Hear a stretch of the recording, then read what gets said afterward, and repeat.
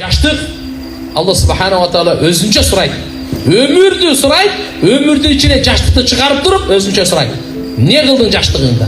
Жаштыгыңды каякта өткөрдүң? Жаштыгыңда каякта жүрдүң? Каяка бастың? Себеп дегенде адам баласы жашындачы кылам дегенин кылат экен да болчу. Жаттайм дегенде жаттайт. Азыр карыганда Куран окуш кыйын.